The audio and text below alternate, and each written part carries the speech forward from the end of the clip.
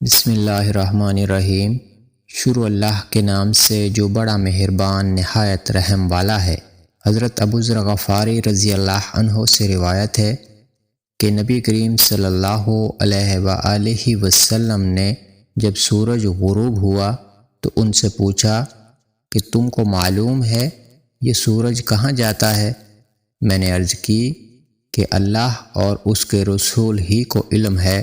آپ صلی اللہ علیہ وآلہ وسلم نے فرمایا کہ یہ جاتا ہے اور عرش کے نیچے پہنچ کر پہلے سجدہ کرتا ہے، پھر دوبارہ آنے کی اجازت چاہتا ہے اور اسے اجازت دی جاتی ہے، اور وہ دن بھی قریب ہے جب یہ سجدہ کرے گا تو اس کا سجدہ قبول نہ ہوگا، اور اجازت چاہے گا لیکن اجازت نہ ملے گی، بلکہ اس سے کہا جائے گا کہ جہاں سے آیا تھا وہیں واپس چلا جا، چنانچہ اس دن وہ مغرب ہی سے نکلے گا۔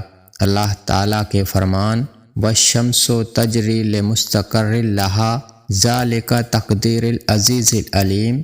سورہ یاسین آیت نمبر 38 میں اسی طرف اشارہ ہے۔